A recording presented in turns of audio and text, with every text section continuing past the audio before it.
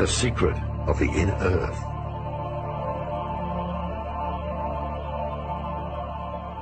Like the human being, the planet itself also has dimensions. These 7 bodies are 7 main energy gates, also called chakras or sun gates. They are the activation gates.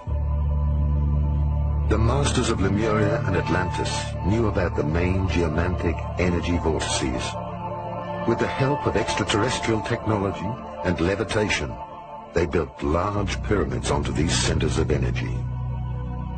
Therefore, pyramids around the world stand on these gates of energy in order to mark the power centers.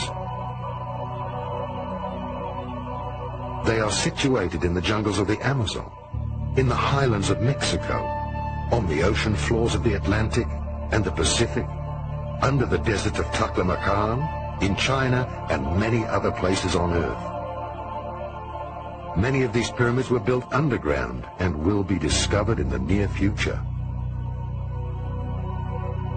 Pyramids are the mirror of human evolution, with the 4 dimensions. God is the 5th dimension and exists beyond the pyramid. This is why the last stone of each 4-faced pyramid is missing. The reality of massive engineering tools in Egypt, of course, is something that is not presently known. The existence of huge interior structures with mathematical precision that range in size from some 20 centimeters for the air shafts to the massive chambers known as the King's and Queen's Chamber that require blocks of some 2 to 20 tons apiece, suggest a parent technology that is no longer known to our present Western society. When the documentary Mysteries of the Sphinx was being made, the engineers asked themselves, how could these massive blocks be moved into position? It was obvious from special consultants who were moving upwards of 200 tons that there was no present technology that could take these very large, massive blocks from the quarries and move them up some 480 feet above the surface of the earth unless there was a superior apparent technology. In talking with specialists in hypersonic vibrations in New York and Chicago, it was suggested that a type of vibratory source, perhaps a quarter of a mile in length, would have to be necessary as some airborne platform that would require the vibratory mechanisms necessary to move these large blocks into place. Certainly our use of certain sound techniques inside the chambers show that the Great Pyramid is a type of vibratory laser, and if it can be activated properly, in my interpretation, could allow us to understand how certain sound structures can move massive blocks of stone. The high priests used the pyramids as initiation temples because the energy inside the pyramids was so powerful that students or neophytes, through meditation, were carried into a different dimension of consciousness.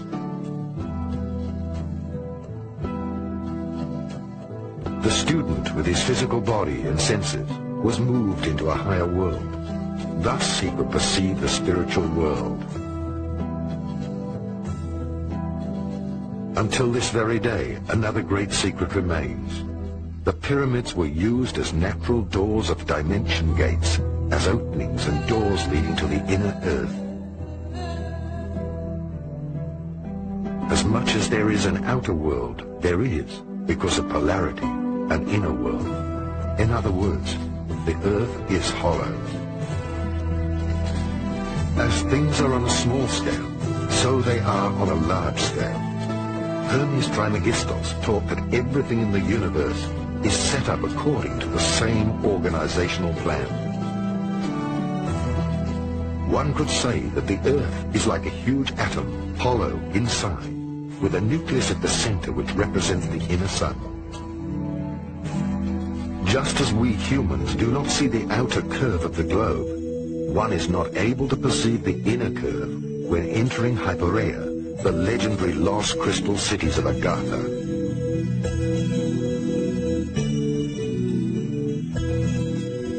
The the initiated were able to get in touch with the civilizations of the inner Earth through gates. Until the sinking of Atlantis, this was general knowledge.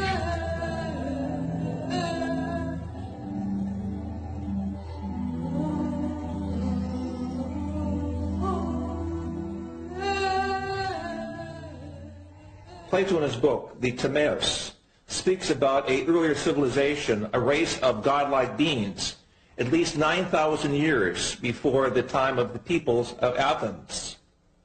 He also speaks of how the great historian Solon refers to Egypt as a colony of Atlantis. It is clear from evidences we have recently made in Mesoamerica, specifically in Guatemala, with the ancient canal system that we have uncovered through remote sensing radar, that it was there in Central America where north and south tectonic plates meet, where there are great statues called the Atlans, that there was indeed some type of civilization that could be called Atlantean.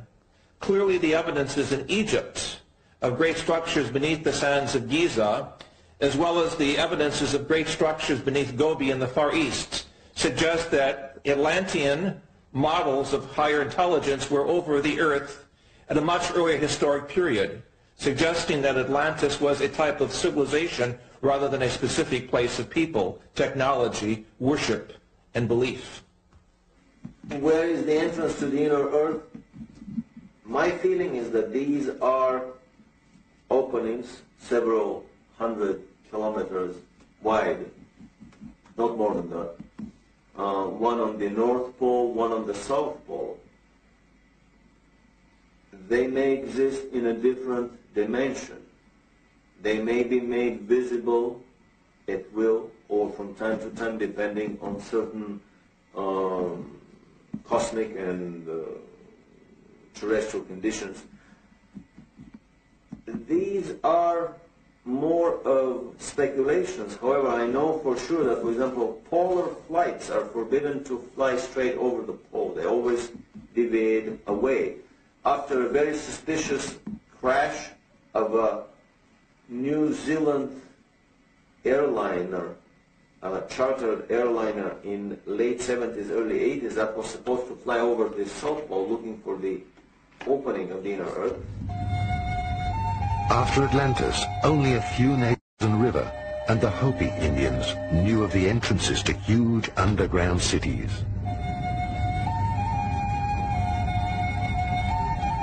They reported that shortly before the cyclical end of humankind, the seed for the next humankind was brought to safety in the inner earth by beings, human beings with white and bluish skin and golden angelic hair, who traveled in flying saucers from the inner earth. Last century, various scientists searched for the pole openings. Accordingly, the South Pole is supposed to be the head chakra of the Earth and have an enormous pole opening. The North Pole would be the root chakra. During this century, two great efforts were made to find these pole openings and to make contact with the extraterrestrial races who built the underground cities within the Earth. The first expedition was led by Admiral Byrd before the Second World War. The second was carried out by the secret Tula organization, which pulled the strings behind the Nazis. Both expeditions were successful. Byrd discovered the pole openings during an expedition for the USA.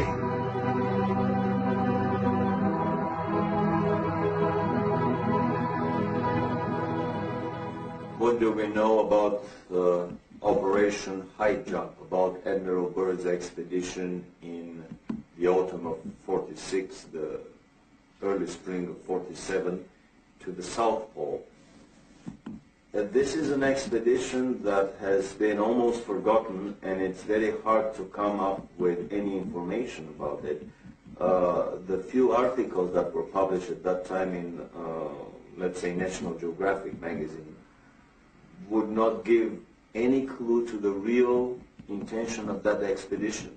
However, recently we discovered a unique documentary film in color, 1 hour long, made by the U.S. Navy. It was a massive naval operation that involved an aircraft carrier, several battleships, an armed submarine, and probably another 20 supply and battleships. It involved 4,000 troops, U.S. troops, and the rumor is that there were also British and Russian contingents within these 4,000 troops. It was a massive naval operation. It was not, as it has been presented to the public, that it was a peaceful expedition to explore the natural resources of the South Pole. They descended to Little America, which is the place of the previous Admiral Byrd landings on the South Pole.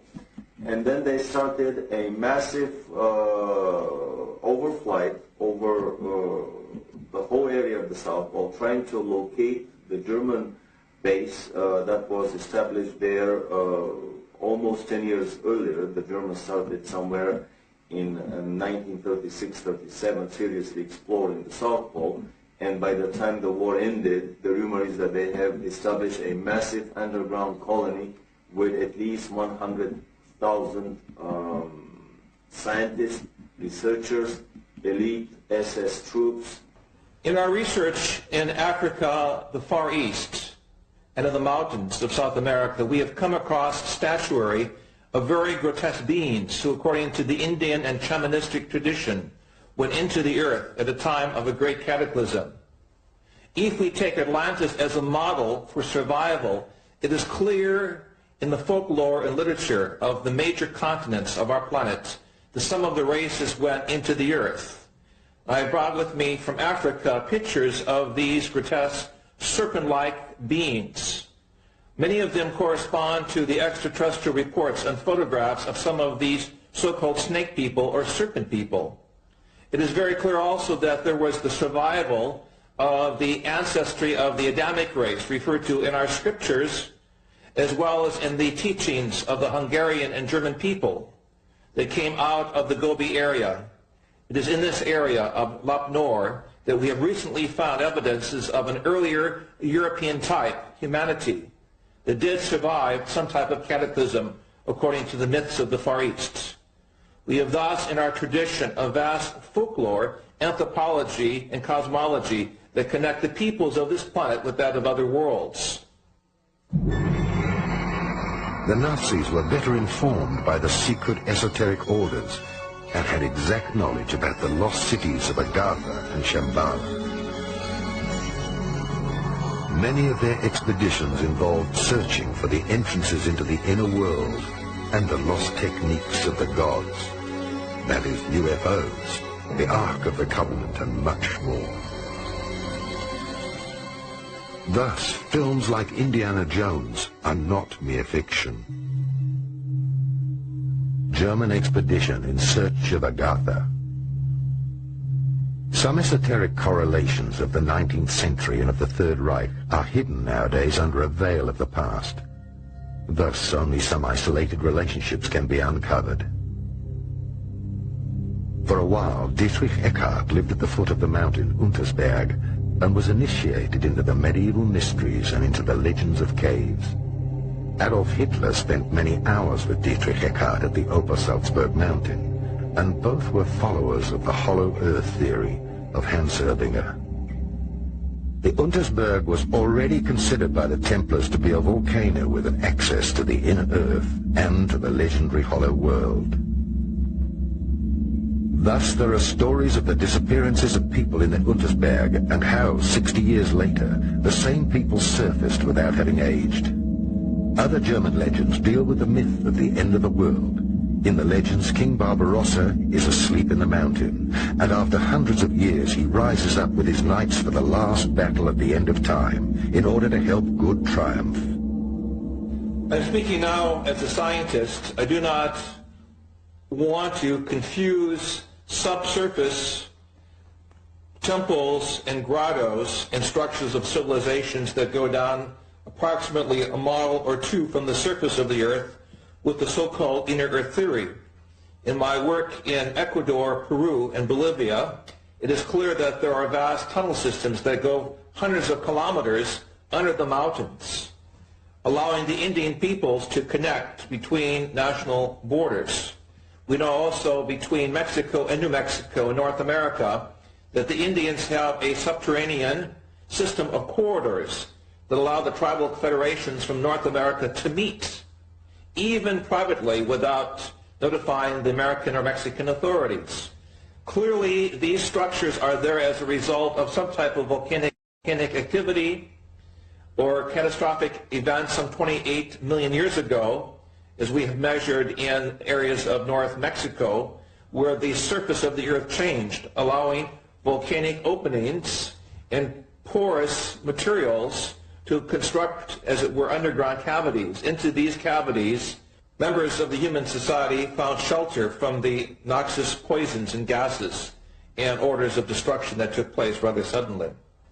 If we look at our planetary system, there is an obvious grid of underground cavities, from the areas of the Gobi areas of Central Asia to the areas of Malta in the Mediterranean to areas even of the mountains of Untersberg in Central Europe, Mont Blanc, Jungfrau, to areas we have specifically worked with seismology in central North Mexico, and also areas of the Andes. Peru, Ecuador, and Bolivia in particular have underground structures that run for hundreds of kilometers. In Southeast Asia, we know that these structures also exist in the areas of Sumatra, Borneo, and Indonesia. Clearly, throughout the world, there are major areas which seem to be contact points with parallel evolution. Dietrich Eckart shaped Hitler's thinking more than we can imagine today. He also directed him towards a mediumistic education and showed him how to make contact with the spiritual world, in particular with the Germanic gods and the ancient Hyperborean people from Agartha. Thus, the leader became a guided one who communicated with the spiritual world and the masters of Agartha. Only when he had developed these mediumistic attributes to the full did Dietrich Eckart propagate the idea of a leader, Führer, in the Tula Society and in the popular esoteric circles.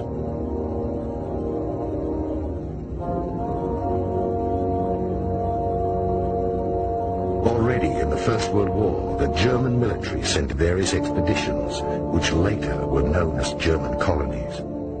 Some esoteric followers, like General Ludendorff, who had access to the foundations and connections to the secret orders and castles, supported the expeditions and their search for the lost cities and treasures of the old Atlantean high cultures.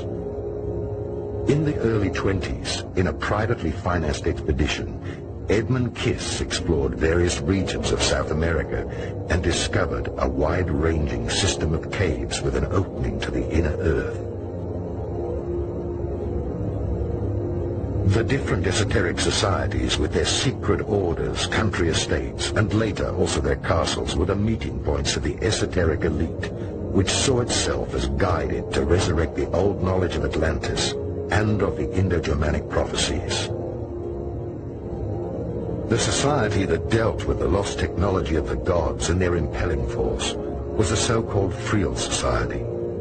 This society collected all the information dealing with the technology of polarity and levitation.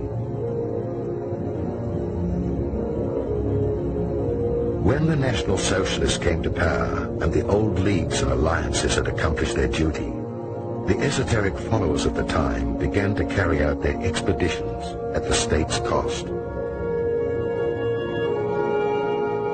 Various secret working circles financed by the Third Reich were established.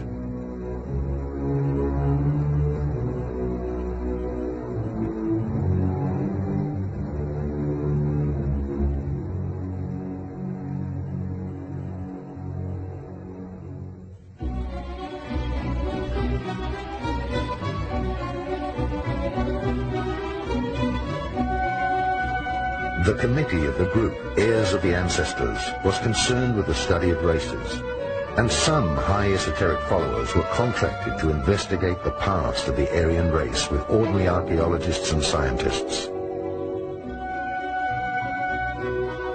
Many Third Reich expeditions were initiated through the orders and foundations. Edmund Kiss went for the second time to South America with an elite group of scientists and the latest technology in order to find and enter into the inner Earth and Agartha. Allegedly, they found a spaceship from Atlantis in one of the bigger caves. The secret society Akakor was founded, whose role it was to further explore the technology, even in the event of a war. In the 80s, was ARD television correspondent Karl Brugger killed because he had published a book which alleged an active role of this same society up to the present day? I have the privilege of knowing Karl Brugger, the author of Die Chronik von Akakor, many years ago in Brazil, where we worked together with the white Indian peoples of the upper Amazon, who spoke a dialogue very much like an ancient Germanic language and who had contact with the Star people. Tragically, Karl Brugger was killed by someone in the Brazilian establishment who felt he had too much information on the Indian civilizations and perhaps knew too much about the genocide against the Indian peoples taking place. I dedicated my book, The Sphinx on Mars, to Karl Brugger, and in this book I show for the first time the historic pictures that NASA has of the pyramid structures on Mars, as well as pictures of the pyramids in Brazil and South American places, suggesting that there was a historic connection between the planetary grid of energy places marked by pyramids and temples and those of other planetary bodies. Karl Brugger was one of the great historians, journalists, and humanists of the 20th century. It is very important for each of us to try to get in contact with his teaching, his legacy, because it forms the connecting link between the Indian peoples, the earlier Atlantean-type peoples, or what is called in Central America the Atlans, the great giants who are blonde, and the European peoples, to show a connecting bridge between civilizations and centuries. The Chronic also refers to the coming of the extraterrestrial peoples, according to the Indians, at the beginning of the 21st century, due to the misuse of science, the destruction of the planetary environment, the imbalance of knowledge, what we call Western civilization, the Untergang des Auslands, will come to a quick change with the appearance of the Star people. And for this reason, we must keep our eyes and ears open to the signs from space of a new communication system, connected also with the teachings of the Indian peoples. The South American Indians of the Andes recognize UFOs as brothers from the sky who have always been there, who are there today. They are not any more unique than an airplane, an airliner flying overhead with passengers aboard. To them, the brothers from the sky have always been there. They do make contact with the Indians, and they do treat people in remote areas where they cannot get to doctors. They heal them, they treat them medically, they interact with the Indians and with primitive people, both in the high plains and in the deep jungles. So when we began asking about these brothers from the sky, we discovered stories about such contacts everywhere. And in the course of one of these stories, we were introduced to an Indian from the upper Amazon.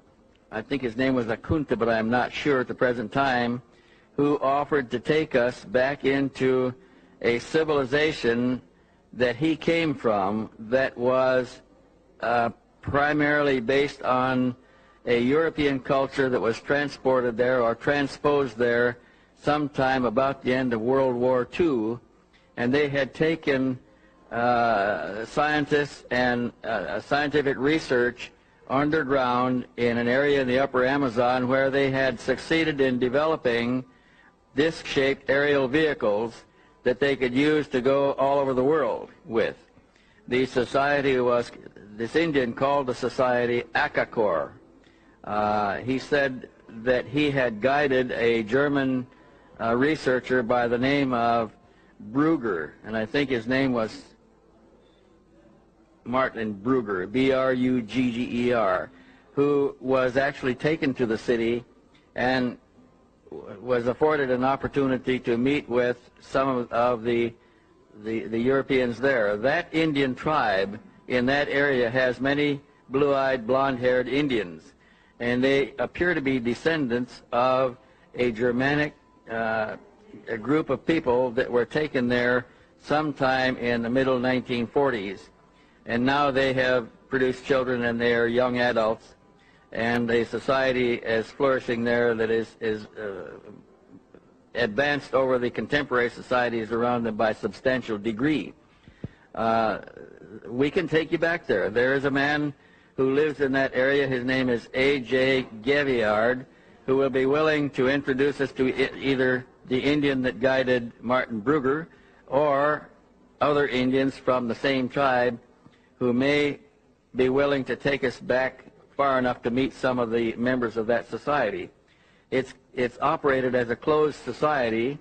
They do not come out down the river and enter Western civilizations. When they come out in their spacecraft and pick up what they need and take it back into the society, and they live in a closed environment, pretty much protected by the wilderness of the jungle itself.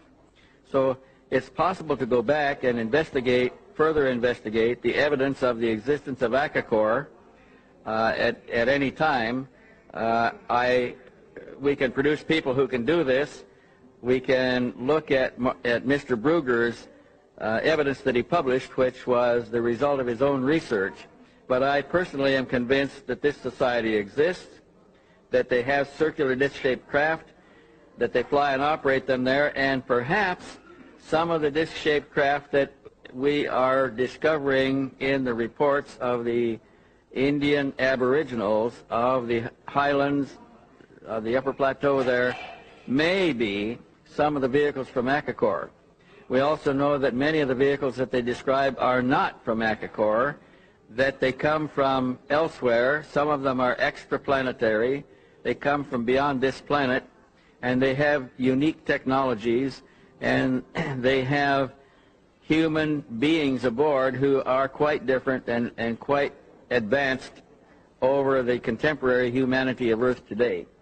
These humans are interacting with the natives down there also, and there is substantial evidence that these extraterrestrial races are directly connected with the earlier civilizations of Tiwanaku, of the Olmecs, of a number of the other earlier civilizations in South America at a time before the last cataclysmic disturbances that changed all the society and reduced it to savagery once more. A further expedition was sent to the South Pole, Expedition Schwabenland, in order to find the land with no ice and to explore the access to the inner Earth.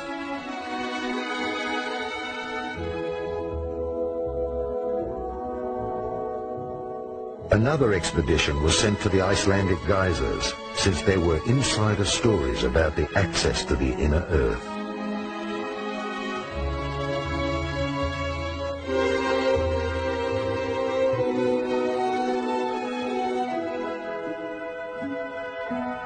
And another expedition was organized by Sven Hedin to the Taklamakan Desert in Tibet in order to find traces of the old culture of Urd.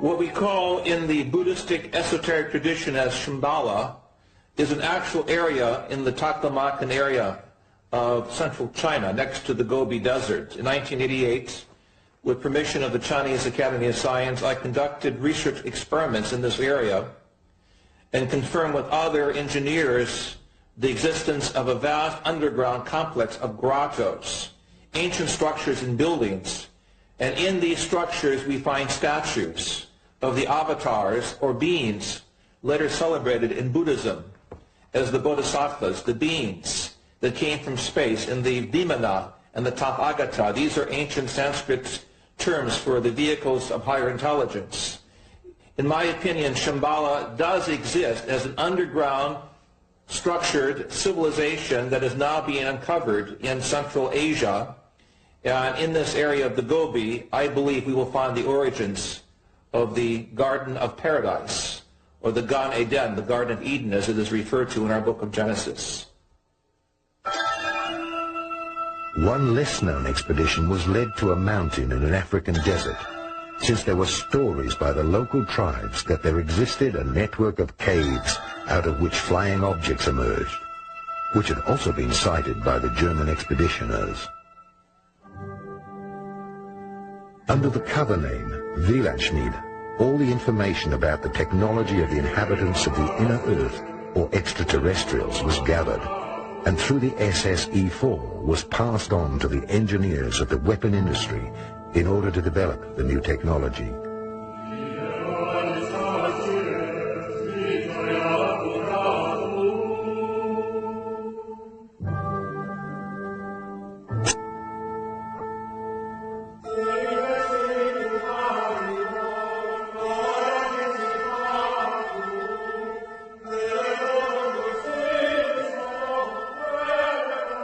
The flying saucers from Agartha were the result of this scientific research. The Nazis made contact with the extraterrestrials of the underground city of Antarctica. They received technical support and instruction for building flying saucers with levitation drives, similar to those used on Venus.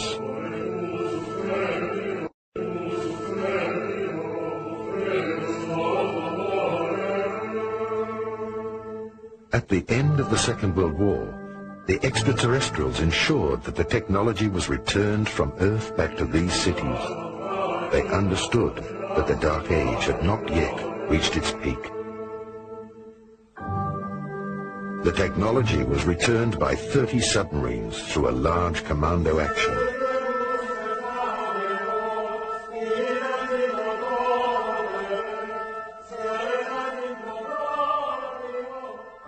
Okay, let's pick up the scenario. We were originally talking about the spiriting out of the two spacecraft out of Berlin before the Allies arrived. We said that they were put aboard two submarines. They spent 6 months at sea, and they finally landed in Argentina. Now, from that point, they were taken into Antarctica, into a section of Antarctica called Queen's Maud's Land. And there they disappeared, and they were not heard of for some time. Now, intelligence sources, and of course I was in the intelligence business at that time with the agency, reports indicated that they were in there and they were operative once again. Now, there was a major concern by world powers to go in and capture the technology and the two spacecraft which they knew were in Antarctica. And the intelligence reports indicated that one known as Admiral Byrd was to be recommissioned, and he was to be sent in there to retrieve the two saucers and also the technology and personnel associated with it.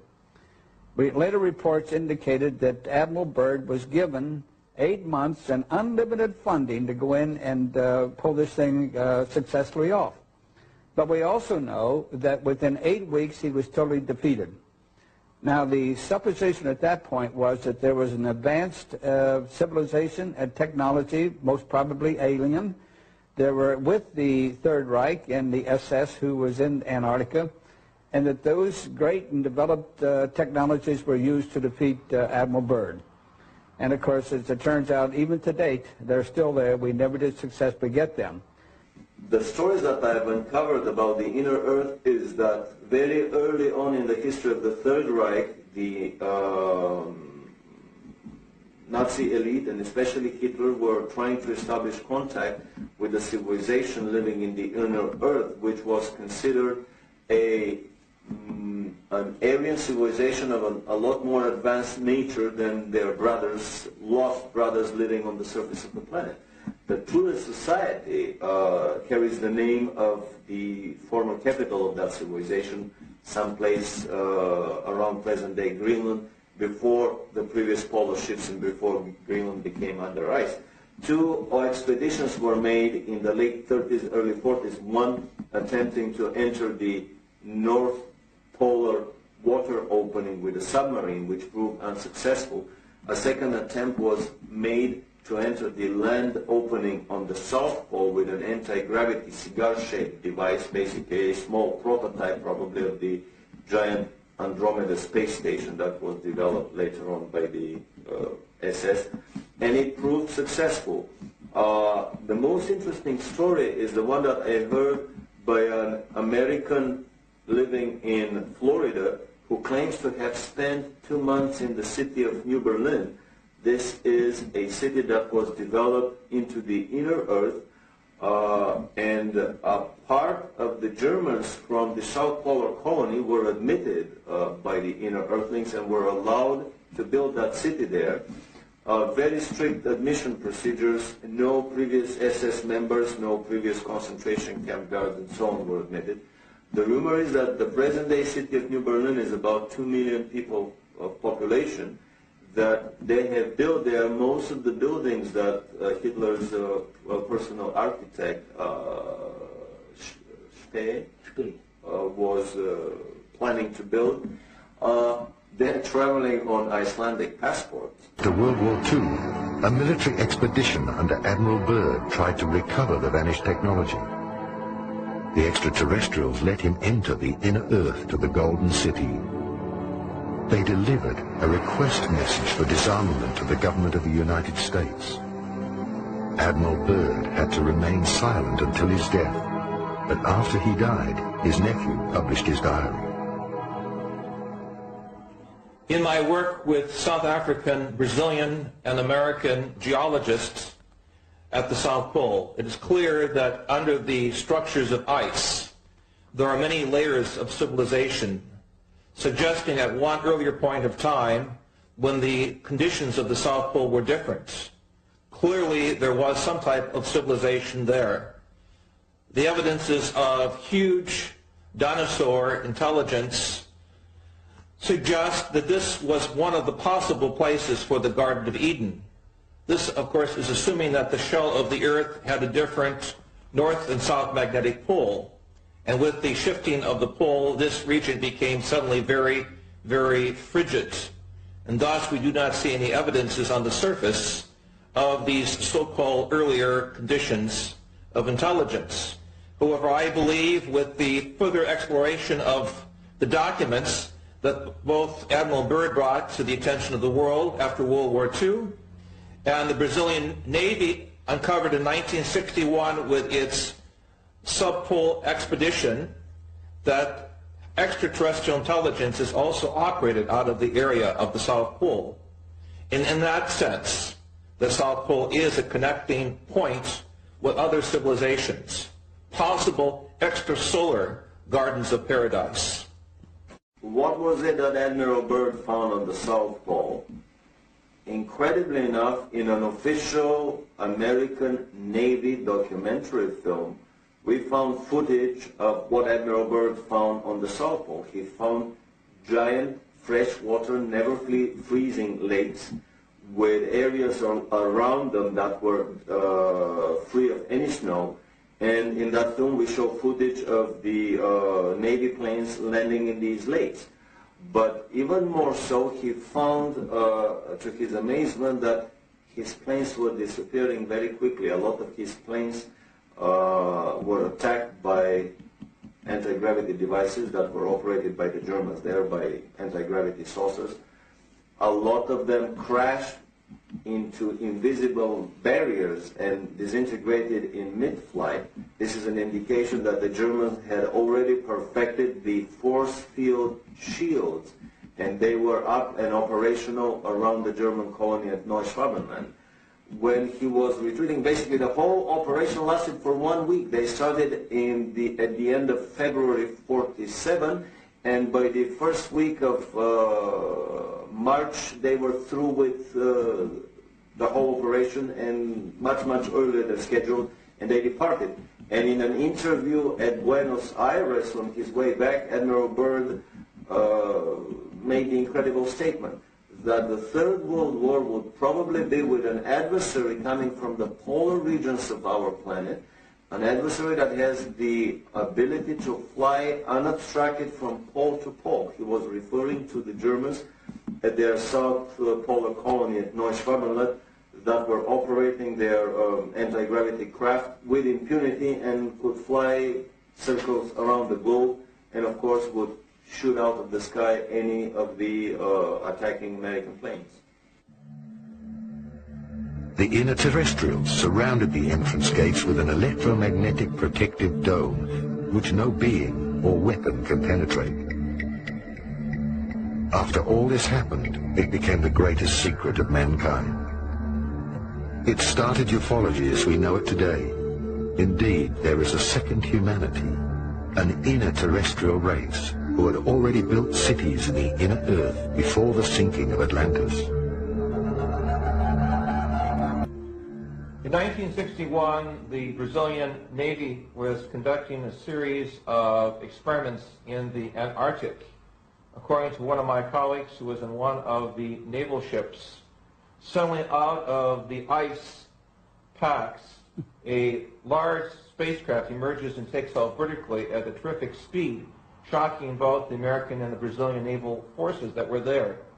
So it is clear that as late as 1961, we have official documentation from the Brazilian Navy that there is some other, emphasize other, underline this 3 or 4 times, life force or intelligence stationed at the South Pole, possibly to observe the scientific developments on the planet, possibly to observe the military operations and the forces of the East and the West in some type of Mexican standoff as the Cold War develops.